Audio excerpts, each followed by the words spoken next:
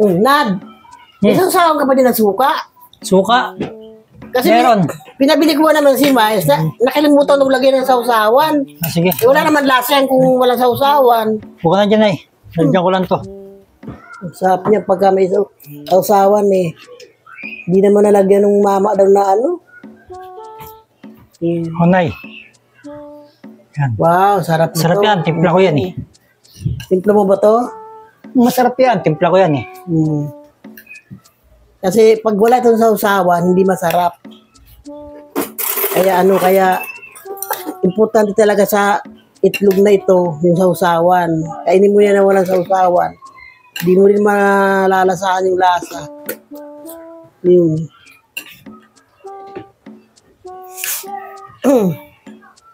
Yan, salamat Panginoon sa pagkain ko ito. Mabusog ako. Thank you po. Jesus. Nay. Salamat po. Yung palabas, alam mo ba yung palabas na yan? Oo, napanood namin kanina eh.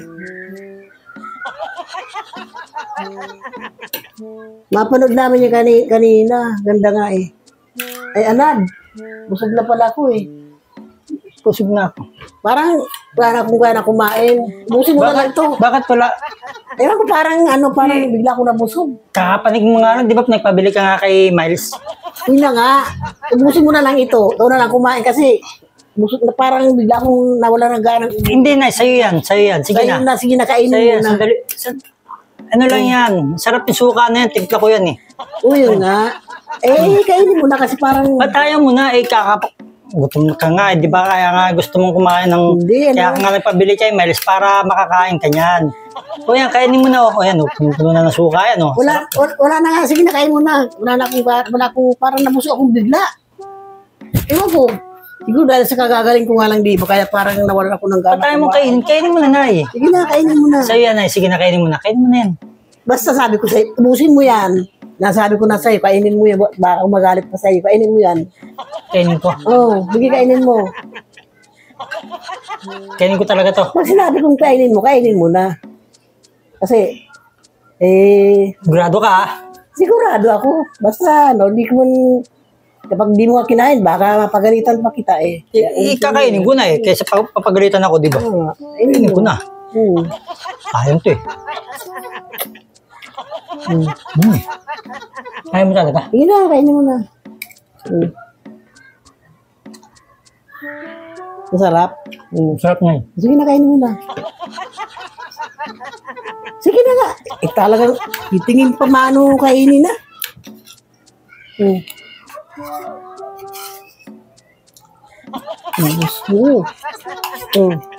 Sarap. Ano?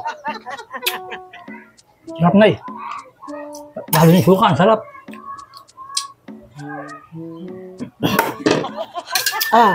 Wala ka bang nararamdaman sa katawan, sa ano mo, sarili mo?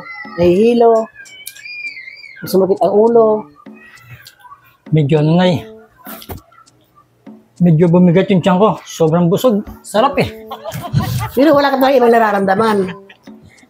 Nararamdaman? Nahilo ka, kaya kung para kang sumakit ang ulo mo, wala? Parang nasusuka o ano? Bumukulo yung tiyan ko na eh. Parang, kasi ang dami ko lang nakain eh. Mamaya, magsishare na lang ako mamaya. Masarap mo talaga kung sasawan? Sarap na eh. Bakit? Bakit kasi ayaw mo eh? Patikim nga nung sausawan na hindi ginawa mo. Talaga masarap. Sarap yung sausawan. Ito, yung suka ko. Ano ba yun? Sarap ng pagkakantipla ko dyan.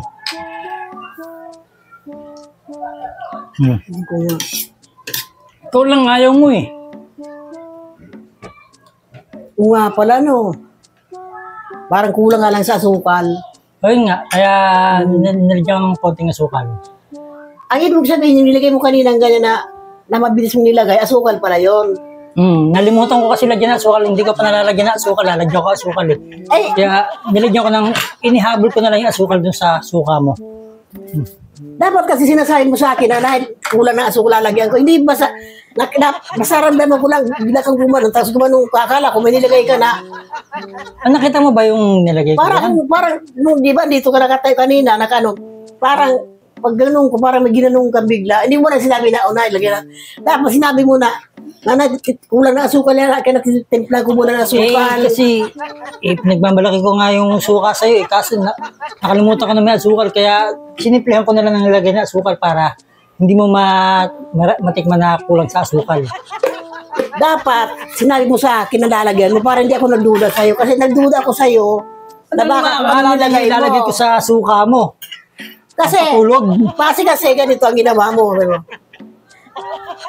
Nilagang gumanon. O ito Siyempre, sabihin, para hindi mo mapansin na nalagyan ko ng asukal, para matikman mo ng maayos yung suka na tinimpla ko. pwede mo man sabihin, kulang pala sa asukal, nagdagan ko ng kunti. Dapat ganyan. Gusto ko nga kasi pag malakas yung tinimpla kong suka, ang sarap-sarap nito. Kaya tuloy yan. Wala akong pinakain ko na sa sayang. Masarap pa naman na sa usawa. Sarap na suka. Pwede naman magpabili ka ulit. Hindi na. Bili mo na lang ako kasi malitan mo yung kinain mo.